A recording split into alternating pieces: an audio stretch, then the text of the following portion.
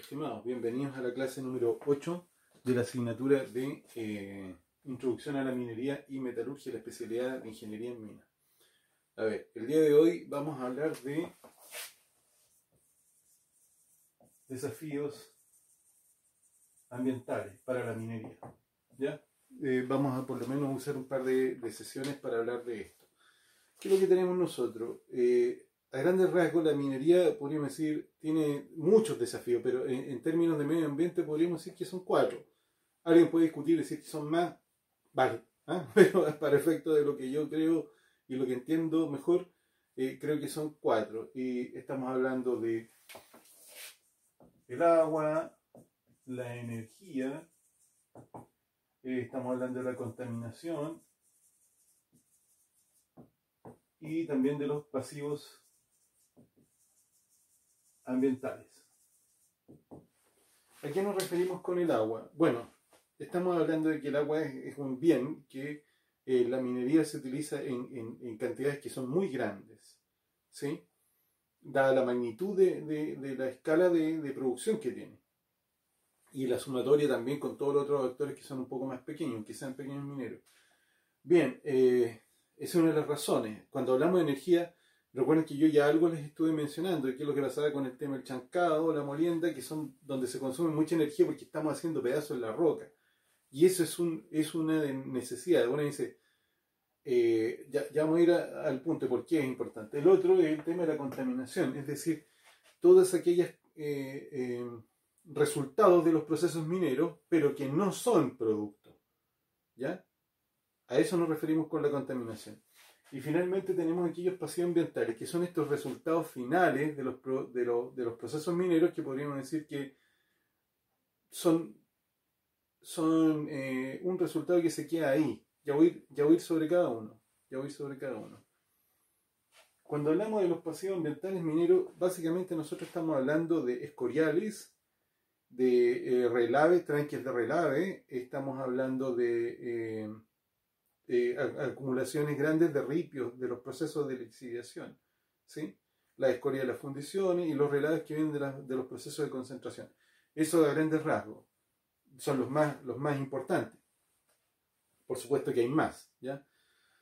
Por el otro lado, cuando hablamos de la contaminación, básicamente estamos hablando de todas aquellas emisiones que tienen que ver con líquidos de carácter industrial.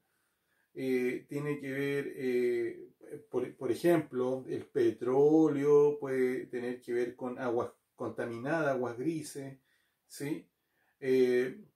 Podríamos estar hablando en eso de la contaminación de ruido, contaminación lumínica, incluso paisajística en algunos casos. También estamos hablando de aquella contaminación que tiene que ver con el aire, en términos de la cantidad de polvo en suspensión, o sino derechamente la emisión de gases que pueden ser considerados contaminantes, ¿ya? Y luego, cuando hablamos de la energía, bueno, este es como un impacto o una situación que es como de carácter colateral. Más que nada tiene que ver el hecho de que la energía que se ocupa en minería actualmente tiene una buena cantidad que se genera a través de termoeléctrica y por lo tanto como por rebote hay un problema con eso, ¿sí? Es decir, entre más consumo de energía, más estamos de alguna manera incentivando a otros actores a que contaminen. Por ahí va el problema como desafío. Y el agua es porque derechamente nosotros tenemos un problema hoy de escasez. Ni siquiera es necesario mencionar. Antes era un asunto como muy típico del norte, no, pero ahora es un asunto que a nivel nacional se está dando. ¿Ya? Escasez de agua dulce. Ahora, veamos. Intentemos saber un poco dónde se va el agua. Vamos a llamarlo así. ¿Dónde se va el agua de los procesos mineros? Tenemos primero para el consumo humano, tenemos para algunos servicios, tenemos para procesos de apoyo y también lo tenemos sobre todo para los procesos productivos. Bien, en la minería se ocupa agua porque para consumo humano, pero por una cuestión muy evidente, porque trabajan personas. Piensen que hay lugares donde hay 4.000 personas, 3.000 personas. Entonces estamos hablando de que son prácticamente se comportan como pequeños pueblos, ¿ya? Entonces es demasiadas las personas y estas personas están consumiendo una cantidad más o menos significativa de litros de agua por día, ¿ya? De ahí vamos a tratar de buscar. Háganme acordar durante la clase es cuánto va a ser una idea, cuánto es lo que consume una persona diariamente, pero me da la impresión de que vamos a andar sobre los 100 litros por ahí. ¿Ah? Entre lo que es el agua que se bebe, también el agua para bañarse y otras cosas. Bien, en eso se nos va, para temas que tienen que ver como con la higiene, con el aseo. Por el otro lado, tenemos otra que tiene que ver con el agua que se nos va en servicios, como por ejemplo la limpieza. Estamos hablando de infraestructura, de máquinas, riego de camino, ¿ya? Que incluso esa es una medida de carácter ambiental, ¿ya? Ahí se nos va en algunos servicios. Luego tenemos otro que está dentro de los procesos de apoyo, donde el agua podríamos decir que se está utilizando, por ejemplo, para enfriar alguna máquina o algún proceso. Ya lo van a ver en el tema de la perforación y tronadura, donde aparecen ahí estos consumos de agua, ¿ya? Y también, por ejemplo, en el tema de la nebulización que se utiliza como para que en las plantas de chancado no tengamos una fuga de material particulado, polvo en suspensión. También se utiliza ahí. Y finalmente, este es el que nos interesa, ¿ya? Que podríamos decir que son los procesos productivos en donde yo les voy a dar una pauta, y siempre lo considero muy útil, que son donde hay contacto con el mineral. De esa manera no se van a perder, porque eso es lo que nos interesa. Esos procesos productivos donde se ocupa agua son donde el agua está en contacto con el mineral. Los demás, si se dan cuenta, no. Ahora, ¿en qué se nos va el agua? ¿Cuáles son esos procesos? Es la pregunta que hay que hacerse. ¿Ya? Bien. Podríamos decir de que en las operaciones minas, básicamente el agua se nos va en los procesos de perforación y tronadura. Posiblemente en otros más, pero podríamos decir que es donde más se consume agua. Ahora, a nivel de la escala completa, es muy poco, ¿ya? Es muy poco en comparación a los otros volúmenes de agua. Lo he querido incluir solamente como para que quede como testimonio que efectivamente lo estamos considerando. Vamos a intentar averiguar después de qué se trata esto. Luego tenemos las plantas concentradoras. Lo estoy tratando de ser un poco más grande. Y aquí es donde nosotros nos encontramos que el agua la estamos ocupando, por ejemplo, en molienda. ¿Por qué? Ya vamos a revisar, pueden preguntarme si quieren, pero en los procesos de molienda tienen que imaginarse que es como un tambor gigante que está lleno de bolas y rocas. Y producto de la rotación se logra moler el mineral por fricción, ¿sí? Y por atracción. Pero cuando tú agregas agua, de alguna manera disipas el consumo de energía y permites que sea más eficiente el proceso. Es una situación compleja, pero es una de las ganancias que tiene, el que puede ayudarte a bajar el consumo de energía y te permite concentrarla mejor en la molienda. Pero también tiene otras prestaciones el agua ahí que tiene que ver más que nada con la posibilidad de movilizar el mineral como pulpa. Ya se convierte en un asunto que tiene que ver con el transporte. Luego tenemos, no sé si anotarlo, pero aquí dije la molienda. Luego tenemos la flotación. Bueno, ¿qué es lo que pasa con la flotación? Ahí tenemos un proceso, que algo creo que lo expliqué, donde hacemos una separación del mineral, pero producto de las características hidrofóbicas que tiene el mineral de cobre o de oro. ¿Ya? También ocurre con el caso del hierro, y lo vamos a conversar en otro momento, pero en esta situación uno dice, bueno, estoy interviniendo, pero no lo ocupo, fíjense, lo estoy ocupando porque lo necesito para que funcione bien el proceso. ¿Ya? Hay que darle una vuelta a esto. No lo estoy utilizando químicamente. Esto hay que tenerlo bien presente. No lo utilizo químicamente, solo físicamente. ¿Ya? Bien. Ahora, pero las concentradoras nos producen también un consumo de agua que sí lo tenemos, sí o sí. Y es que tanto el concentrado, que es el producto, como los relaves, que es el desecho del proceso, quedan con un porcentaje de agua retenido. Y por ejemplo, en el caso del concentrado, este puede ser entre un... Mira, van a encontrar gente que dice 10, pero lo más probable es que esté entre 8% de agua. Y de ese 8%, si le quitas el 5% que en forma natural trae en la roca, te queda como un 3%, 4% de agua que tú envías. Dejémoslo en 4%. ¿Eso qué significa? Que uno de cada 50 camiones, a ver, no, dejémoslo en 5, me voy a enredar con esto, pero sería como uno de cada 20 camiones con concentrados, uno trae agua. Entonces, si uno lo piensa, dice, oye, es algo que tiene varios inconvenientes. Primero es que estás perdiendo un camión, estás pagando ese combustible, o sea, ya hay un problema. Pero el concentrado no se puede mandar absolutamente seco por cuestiones de movilización.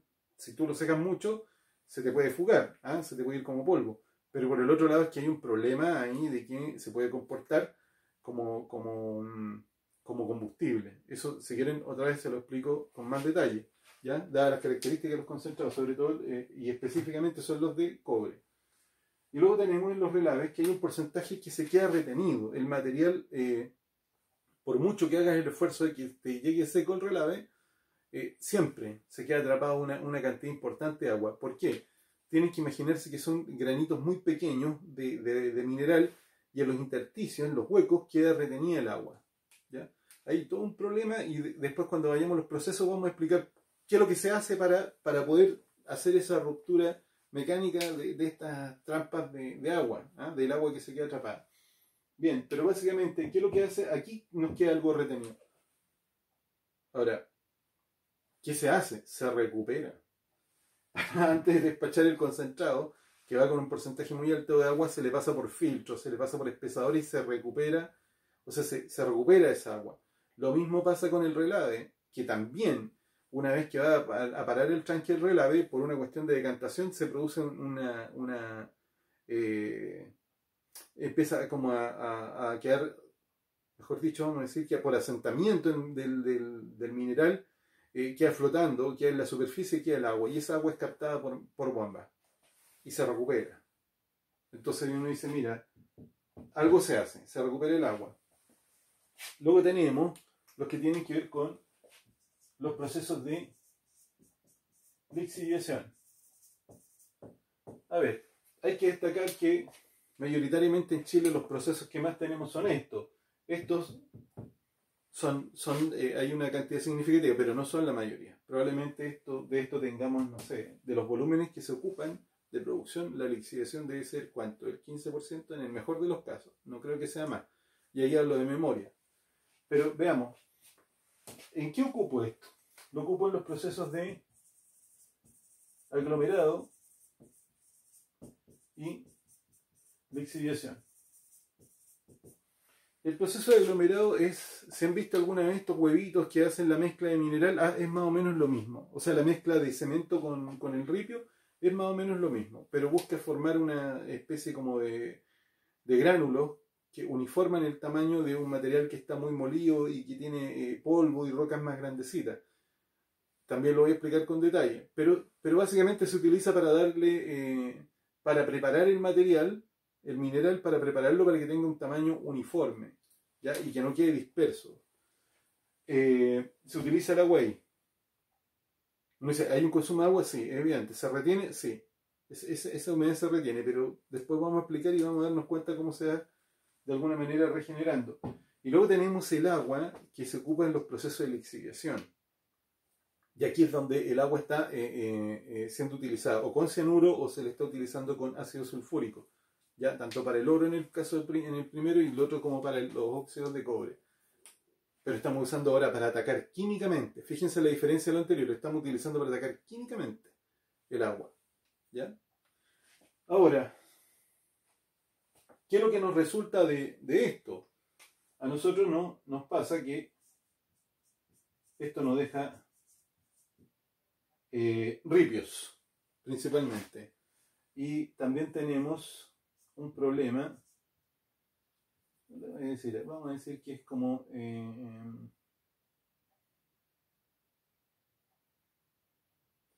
vamos a llamarle hidrosoles, pero por ahora, a falta de otro nombre, pues estoy súper equivocado con este nombre, pero tenemos que los ripios retienen algo de humedad. ¿Se acuerdan del ataque químico que le dije? O sea, de la primera fase del aglomerado. Bueno, el ripio es lo que queda después de la lixiviación.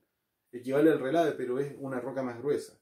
Y esta retiene humedad, pero ya no queda retenida, como quien dice, en estos huecos pequeñitos. No solo ahí, sino que queda retenido dentro de la roca, porque son rocas porosas. ¿Sí? Bien, producto de que han sido atacados químicamente, quedan como queso, por decirlo de alguna manera. Y luego tenemos que también se nos genera un problema con la lixiviación, porque muchas veces, al ser, por ejemplo, lixiviación con aspersores, tenemos una fuga. Los aspersores son igual que estos que se utilizan en la plaza, pero piensen en lugares que están venteados y estoy teniendo arrastre de eso. Entonces tengo pérdida, es decir, ese ni siquiera lo puedo aprovechar ni como ácido. ¿Ya? Y por el otro lado, también nos encontramos con que tenemos un problema con la evaporación. ¿Ya? Tenemos un problema más o menos grande con la evaporación. Bien, y finalmente, solo por una cuestión anecdótica, voy a hablar del electrowin. El electrowin se utiliza, hay más procesos, por supuesto, pero el electrowin y en la electrorefinación se utiliza agua, y ahí tenemos un problema. Esa agua genera unas burbujas microscópicas que también se fugan. Es decir, estamos hablando de agua que se pierde, pero también se produce una degradación química del agua donde parte del agua se convierte en oxígeno, la hidrólisis, y la otra se convierte en uno de los componentes para la formación de ácido. Eso lo vamos a discutir en otro momento. Básicamente en esto se nos está yendo el agua. Ahora veamos. ¿Cuáles son nuestros problemas? Voy a ver si me alcanza la pizarra para acá. ¿De dónde obtiene el agua la minería? Básicamente hoy día la está obteniendo de pozos. Nos dice, ¿qué problema hay con los pozos? Imaginémonos que tenemos acá un pozo, ¿ya? Y este pozo tiene esta profundidad. Vamos a colocarle esta altura. Y este pozo llega y se utiliza para llenar este estanque con agua. ¿Ya? Ojalá que lo entiendan. Este es un corte en el cerro. Aquí estaría el sol. ¿Ya? Entonces, ¿qué significa? En la medida que nosotros agotamos las napas, tenemos que ir más profundo. Ir más profundo es más energía. Por favor, hagamos la asociación. Es decir, agoto las napas, es decir, tengo escasez de agua en los pozos, incluso en los acuíferos. Agoto las napas cada vez más profundo. Cada vez me sale más caro el agua. Pero es escasa. Tenemos ese problema. La otra es que hagamos ¿cómo se llama? Lo saquemos del mar, como se está haciendo últimamente. Y casi todas las grandes mineras están sacando el agua del mar. ¿Qué es lo que hacen en ese caso? Esa agua pasa por plantas de osmosis para desalarla, para sacar el contenido salino. Pero ya hay empresas que utilizan el agua del mar así, como tal, para la lixiviación o para la concentración. También lo vamos a conversar. Ahora, principalmente, ¿dónde perdemos agua? Porque a ese es el punto al que quiero llegar. Por evaporación, por la degradación química, en los relaves, en los concentrados, en los ripios. Ahí se nos va el agua. El problema de perder agua es que sale caro. Ese es el primer problema en términos del negocio minero. El segundo problema es que como existe escasez, produce un daño ambiental bastante severo. Y uno lo está notando hoy en día. Entonces, de eso es lo que va la conversación del día de hoy. Me interesa que podamos extendernos más en la sesión de Teams. Así que lo dejo hasta aquí y nos estamos viendo.